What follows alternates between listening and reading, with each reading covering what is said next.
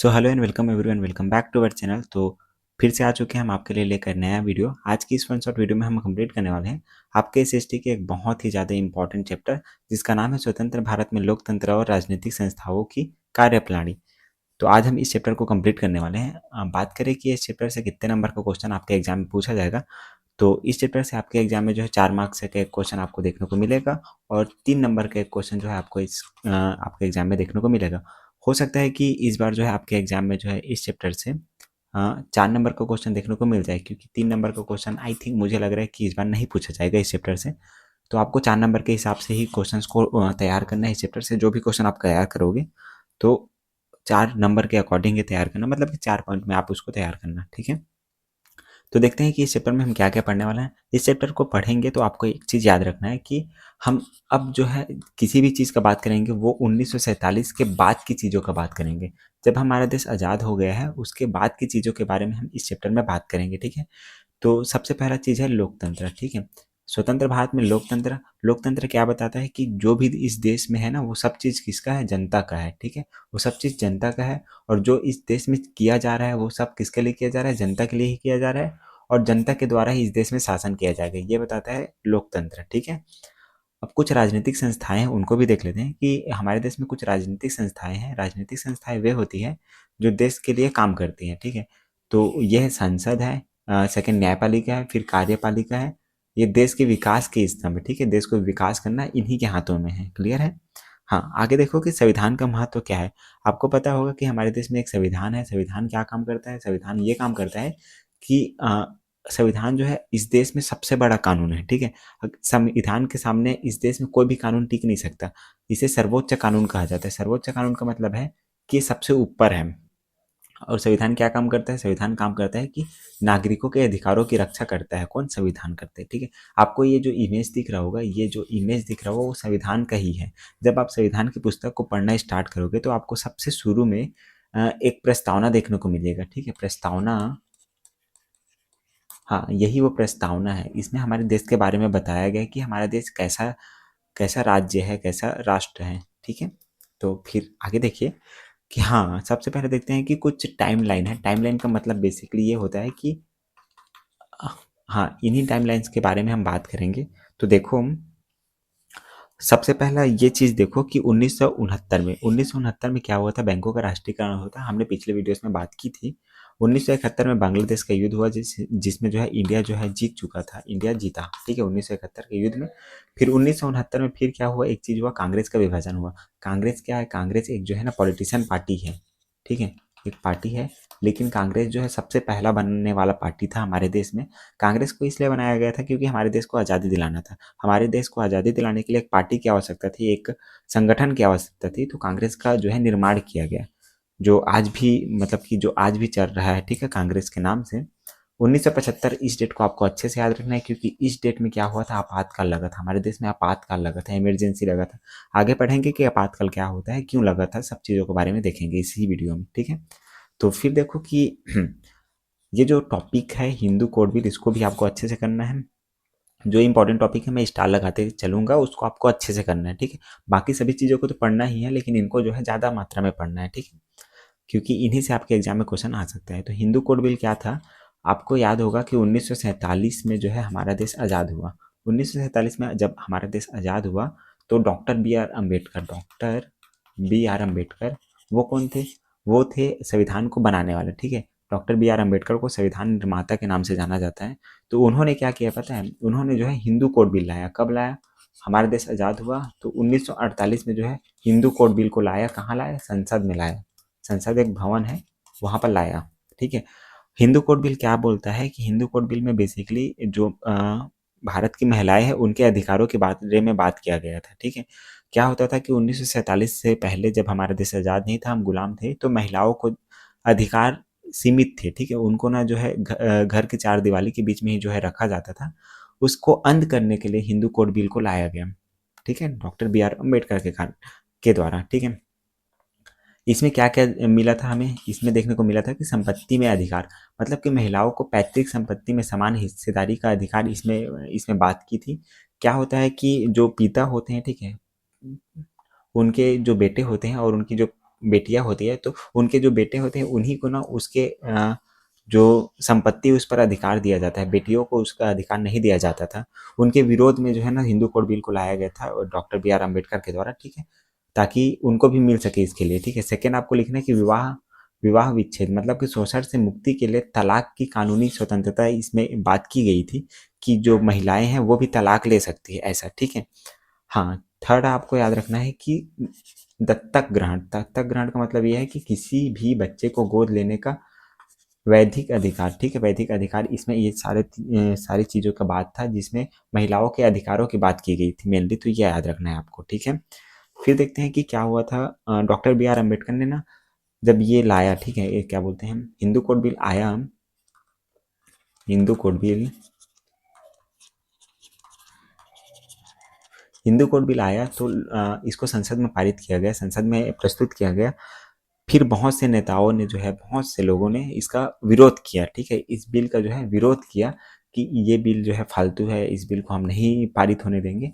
तो doctor B are Ambedkar जो उस समय कानून मंत्री थे, कानून मंत्री, ठीक है, उन्होंने क्या किया, त्याग पत्र दे दिया, ठीक है। हिंदू कोड बिल, वे महिलाओं को समान अधिकार दिलाना चाहते थे, हिंदू कोड बिल, ठीक है। रूढ़िवादी विरोध, संसद के कई सदस्य और समाज का एक वर्ग इसके खिलाफ थे, ठीक है, कि हम हिंदू कोड बिल को लागू नहीं होने देंगे, ऐसा करके। स्त्री पुरुष समानता विधेयक के पारित न होने से वे आहत हुए, मतलब कि क्या हुआ कि वे जो है महिलाओं को जो है सम्मान देना चाहते थे, उनके अधिकारों को पुरुषों के बराबर रखना चाहते थे, लेकिन जब ये विधेयक विधेयक को बोला जाता है इंग्लिश में बिल, ठीक है, जब ये विधेयक जो है पारित नहीं हुआ, ये बिल जब पारित नहीं हुआ तो उनको आहत पहुंचा, जिसके कारण उन्होंने त्याग पत्र दिया। त्याग पत्र पूछा जाए कब दिया, तो आपको बताना है कि 1951 में, ठीक है, 1951 में जो है डॉक्टर बी आर अम्बेडकर ने त्याग पत्र दे दिया, ठीक है। हाँ, ये चीज़ें हैं, आपको ऐसा लिखना है, ठीक है, पॉइंट टू पॉइंट, ताकि आपको नंबर अच्छे से मिले, ठीक। आप डेट वगैरह सब चीज़ को लिख सकते हो। हम्म। फिर देखिए कि हिंदू कोड बिल पारित न होने के क्या क्या प्रभाव हुए। जो हिंदू कोड बिल पारित नहीं हो पाया, ठीक है, कुछ नेताओं के चक्कर में, तो उसके क्या क्या प्रभाव पड़े। उसके प्रभाव ये पड़ा कि कानूनी असमानता, महिलाओं को लंबे समय तक पुरुषों के समान कानूनी दर्जा नहीं मिला, ठीक है। जो महिलाएं थी, हमारा देश स्वतंत्रता प्राप्ति कर चुका था, लेकिन फिर भी जो है महिलाओं को पुरुषों के समान जो है अधिकार नहीं प्राप्त हो पाए थे लंबे समय। तो अभी तो हो चुका है, ठीक है, बाद में धीरे धीरे करके और कानून लाते गए, तो धीरे धीरे करके उनको अधिकार देता गया, ठीक है, देते गए। लेकिन उस समय जो हिंदू कोड बिल पारित हुआ था उसमें नहीं मिला था, ठीक है, तो उनको लंबे समय तक जो है समान अधिकार कानून नहीं दिया गया था। सेकेंड आपको लिखना है कि संपत्ति अधिकार, बेटियों को पिता की संपत्ति में हक नहीं मिल पाया, ठीक है। तीसरा लिखना है कि सामाजिक पिछड़ापन, रूढ़िवादी परंपरा के कारण महिलाओं के विकास जो है बाधित हुआ, मतलब कि महिलाओं के विकास में जो है रुकावट उत्पन्न हुई इस बिल के पारित न हो पाने से। क्लियर है ये चीजें, आपको ये सारी चीजें लिखना है अगर एग्जाम में पूछा जाए तो, ठीक है। हाँ, अब बात करते हैं कि 1900, हाँ ये डेट याद रखना, 1951 से लेकर 1952, यही वो समय था जब देश में पहली बार आम चुनाव हुआ। आम चुनाव का मतलब ये है कि जिसमें लोगों ने मतदान किया, ठीक है। तो ये इसकी विशेषताएं क्या थी, ये विशाल स्तरीय लोकसभा और विधानसभा दोनों का चुनाव एक साथ हुआ था इस आम चुनाव में, ठीक है। कितने लोग मतदान दिए थे, लगभग 17 करोड़ मतदाताओं ने जो है उस समय जो है विश्व में सर्वाधिक थे, ठीक है। इतने लोगों ने जो है मतदान किया पहली बार, ठीक है, हमारे देश में पहला आम चुनाव में 1951 से लेकर 1952 तक। हाँ, इसमें जो जितने भी लोग थे उस समय तो पढ़ाई होता नहीं था, तो क्या हुआ था कि निरक्षर लोग जो साक्षर नहीं थे उन्होंने वोट डालने के लिए, देखो 85% लोग जो है ना अनपढ़ थे, ठीक है, वो पढ़े लिखे नहीं थे, जिसके कारण चुनाव चिन्हों का प्रयोग किया गया। चुनाव चिन्हों का प्रयोग इसलिए किया गया ताकि जो पढ़े लिखे नहीं हैं, जो साक्षर नहीं है, वो लोग भी जो है अपने, ठीक है, अपने पसंदीदा उम्मीदवार को जो है चुनाव में जितवा सके, इसके लिए, ठीक है। हाँ, अब आगे देखो कि चुनाव की क्या क्या विशेषताएं थी, कौन कौन सी व्यवस्थाएं थी इसकी। तो आपको बताना है कि बुलेट बॉक्स का उपयोग किया गया था, हर उम्मीदवार के लिए अलग रंग की पेटी रखी गई थी। क्या होता था कि बहुत सारे पेटी रखे थे, ठीक है, यहाँ पर आपको जिसको वोट देना है वो अलग रंग की पेटी था उसमें, ठीक है, उसमें आपको डालना है, इसको देना है, इसको देना है, डालते जाना है। ये था बुलेट बॉक्स का उपयोग किया गया था, ये बताना है आपको, ठीक है। अभी तो ईवीएम मशीन का उपयोग किया जाता है, ठीक है, अभी की डेट में ईवीएम, ठीक है, हमने लास्ट वीडियो में बात की थी इसके बारे में। चुनाव आयोग, ठीक है, चुनाव आयोग क्या था, सुकुमार सेन पहले चुनाव आयोग बने, चुनाव आयुक्त हुए। जिन्होंने निष्पक्ष चुनाव करा। पहला जो चुनाव आयुक्त कौन थे? सुकुमार सेन। इन्होंने जो है पहला निष्पक्ष चुनाव कराया था, ठीक है, चुनाव आयोग।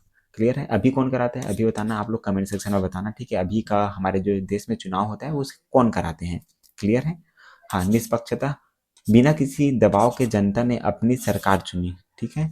ये है कि चुनाव, पहला चुनाव हुआ तो उस समय जो है ना देश का माहौल ही कुछ अलग था, ठीक है, क्योंकि लोगों को पहली बार जो है वोट देने का अधिकार मिला था। क्लियर? फिर देखते हैं कि जमींदारी प्रथा की समाप्ति। देखो, जमींदारी प्रथा क्या होता था? जमींदारी प्रथा का मतलब ये था कि पहले एक जमींदार होते थे। वो जमींदार क्या करते थे, किसानों को, जो गरीब किसान होते थे उनको जो है अपने खेतों में काम कराते थे, तथा जितना भी मुनाफा होता था वो किसका होता था? उस किसान का नहीं, उस किसान का नहीं होता था, जमींदार का होता था, ठीक है। तो इससे जो है उन किसानों का जो है शोषण होता था। वो काम तो वो करते थे लेकिन पैसा सारा चीज़ जो है ज़मींदार रखता था। तो पहले किसान भूमिहीन थे, ठीक है, उनके पास भूमि नहीं थी, उनका शोषण होता था। लेकिन जैसे ही ज़मींदारी प्रथा समाप्त हुआ, ठीक है, ये प्रथा जो है समाप्त हुई, कब हुआ? 1951 में जो है ज़मींदारी प्रथा समाप्त हुआ।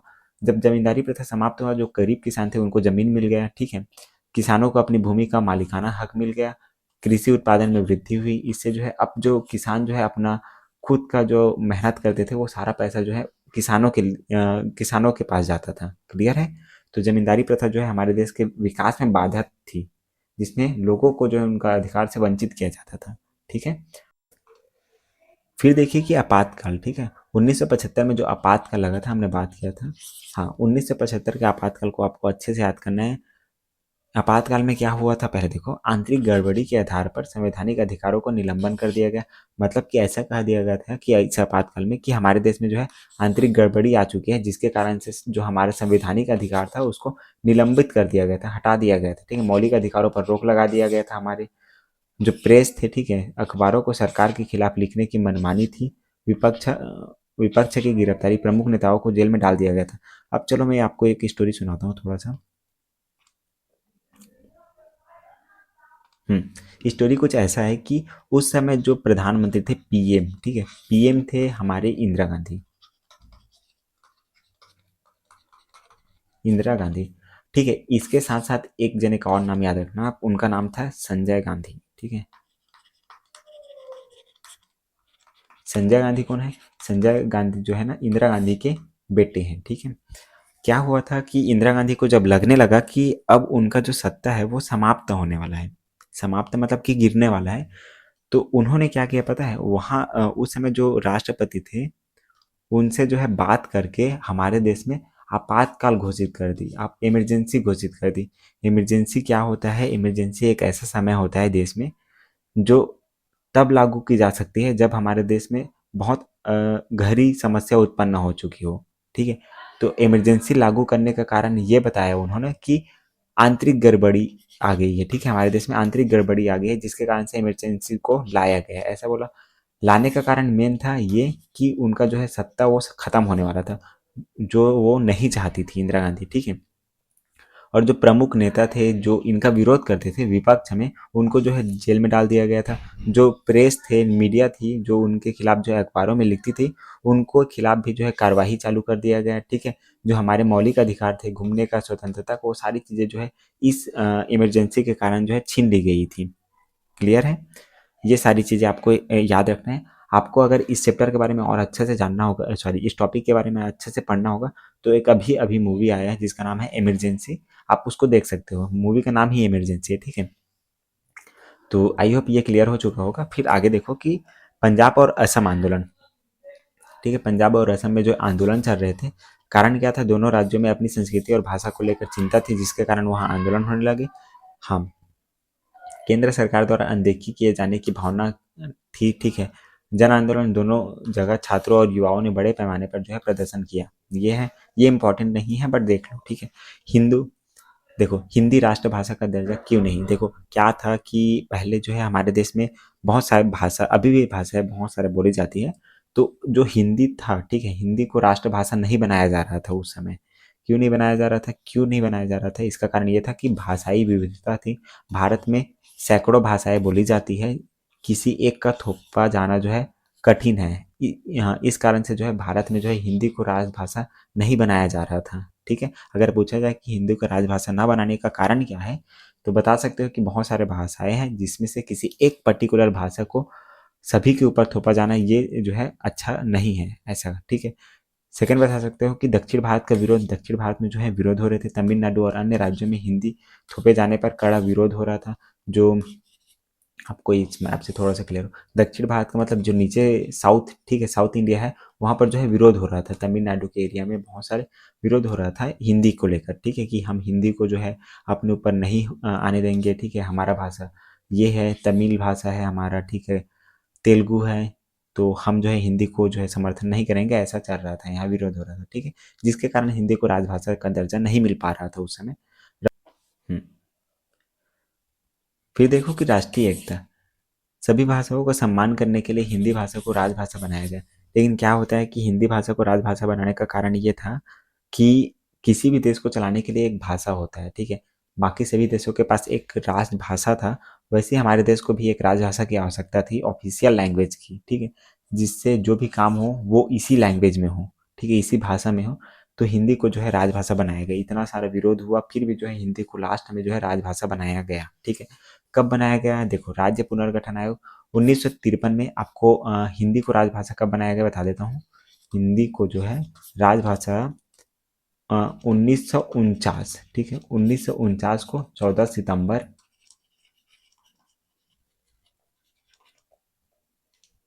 ठीक है, 14 सितंबर 1949 को जो है हिंदी को राजभाषा बनाया गया। और 14 सितंबर को जो है अभी हिंदी भाषा मनाया जाता है, हिंदी दिवस के नाम से मनाया जाता है 14 सितंबर को, ठीक है।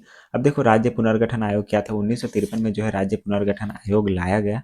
राज्य पुनर्गठन आयोग में क्या बात हुई थी, उनका उद्देश्य यह था कि सभी राज्यों की सीमाओं का पुनर्निर्धारण कैसे हो, इसकी जांच करना, ठीक है, इसके लिए लाया गया था कि मतलब कि जो भी राज्य है, ठीक है, उनकी सीमाएं कहाँ से कहाँ होगी, कैसे होगी, वो सारी चीजें इस राज्य पुनर्गठन आयोग में बताया गया था।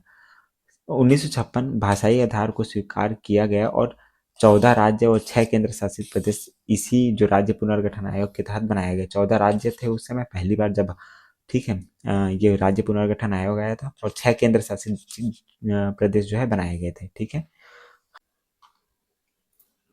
फिर देखिए कि भाषाई आधार पर पुनर्गठन, भाषाई आधार पर पुनर्गठन का मतलब ये है कि क्या हुआ कि हमारे देश में बहुत सारे भाषाएं हैं, तो उन्होंने सभी लोगों ने मांग की कि अब जो है हमारा जो राज्य है उसको जो है हमारे भाषा के नाम पर रखा जाए, ठीक है। तो आपको याद रखना है कि पहला जो देश था आंध्र प्रदेश, आंध्र प्रदेश, ठीक है, आंध्र प्रदेश जो है पहला ऐसा राज्य बना जिसको भाषा के आधार पर बनाया गया था, क्लियर। तो भाषा के आधार पर लोग बनाना क्यों चाहते थे अपने राज्य को, इसका कारण ये था कि प्रशासनिक सुविधा मिले हमें, मतलब कि एक भाषा होने पर एक राज्य, जो एक राज्य है कोई भी, वहाँ पर एक भाषा होने पर वहाँ जो प्रशासनिक जो भाषा का संचार है वो आसान हो, है ना। सेकंड लिखना है सांस्कृतिक पहचान, लोगों की संस्कृति सुरक्षित महसूस हुई, मतलब कि अगर वो अपने भाषा को जो है प्राथमिकता देंगे तो उनकी जो संस्कृति जो है वो बनी रहेगी, इसके कारण जो है लोग मांग कर रहे थे, ठीक है। लोकतांत्रिक मांग, यह जनता की प्रबल इच्छा थी, ठीक है। हाँ, पहला राज्य याद रखना है आंध्र प्रदेश। कब बना था, ये बना था 1953 में, जो है पहली बार जो है बना था, भाषा के आधार पर बना गया राज्य कौन था, आंध्र प्रदेश था, ठीक है। आंध्र प्रदेश में तेलुगु लैंग्वेज जो है बोला जाता है। हाँ, अब देखो कि भाषाई आधार पर राज्य पुनर्गठन, इसके क्या क्या सकारात्मक प्रभाव पड़े। पहला सकारात्मक प्रभाव ये पड़ा कि प्रशासन में सुविधा मिली। सेकंड लिखना है क्षेत्रीय विकास हुआ, मतलब कि जो राज्य है अपनी संस्कृति और संसाधनों का पर ध्यान दिया जा सकता था इसके कारण। थर्ड लिखना है राष्ट्रीय एकता, विविधता में एकता को मजबूती मिली, ठीक है, ये है। ये तीनों चीजें आपको लिखना है कि सकारात्मक प्रभाव क्या थे भाषाई आधार पर राज्य पुनर्गठन का, क्लियर है। हाँ, अब देखिए कि नेहरू जी की एक विदेश नीति थी, नेहरू ने जो है विदेश नीति बनाई थी।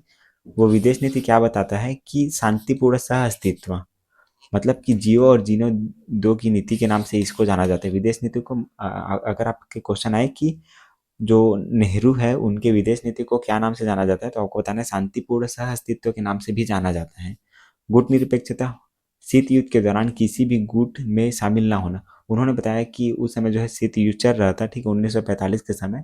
तो उन्होंने बताया कि हमें जो है हमारे देश को जो है किसी भी गुट के साथ जो है यूएसए या यूएसएसआर के साथ हमें शामिल नहीं होना है, विदेश नीति में इन्होंने बताया था, ठीक है, नेहरू जी ने।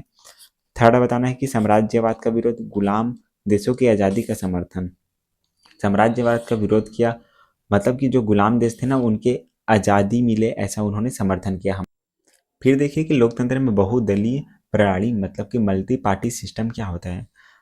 मल्टी पार्टी सिस्टम, बहुत सारे दल अगर आपके देश में आए, ठीक है, बहुत सारे दल मतलब कि बहुत सारा पार्टी आए, ठीक है, कांग्रेस भाजपा बहुत सारे आए, ठीक है, तो उससे क्या प्रभाव पड़ेगा, उससे प्रभाव ये पड़ेगा विकल्प उपलब्ध हो जाएंगे जनता को, हाँ ना, जनता के पास एक से अधिक विकल्प मिल जाएंगे, ठीक है, वो किसी भी पार्टी को किसी भी दल को जो है चुन सकती है, ये है विकल्प मिलेंगे। सेकंड लिखना है कि प्रतिनिधित्व, समाज के विभिन्न वर्गों के विचारधाराओं को जगह मिलती है इससे, ठीक है।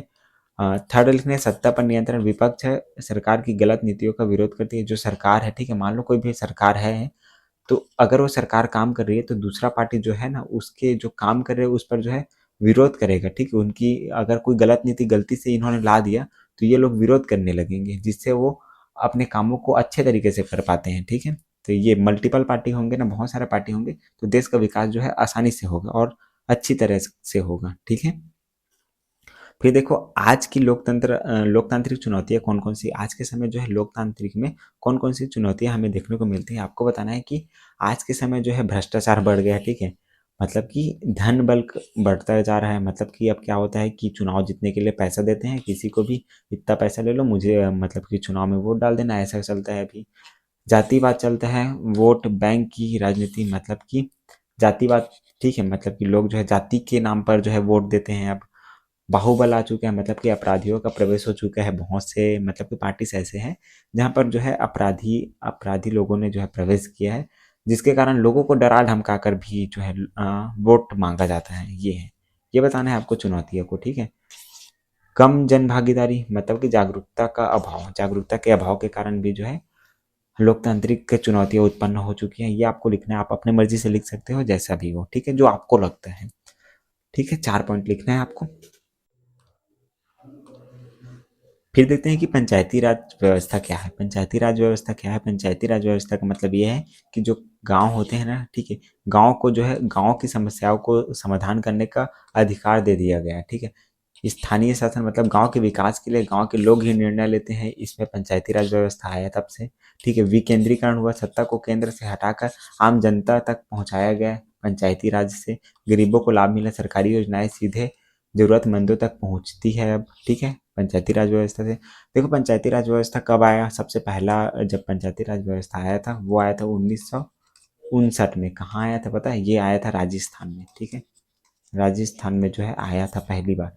लेकिन संवैधानिक रूप से जो है लागू पूरे देश में कब किया गया था? 1993 में जो है संवैधानिक रूप से लागू किया गया, ठीक है, ये आपको याद रखना है, ठीक है। हाँ फिर आगे देखो, देखो ये चैप्टर बस यहीं तक था। एक बार रिवीजन कर लेते हैं कि कौन कौन से चैप्टर हमने पढ़ा, कौन कौन से टॉपिक हमने पढ़ा।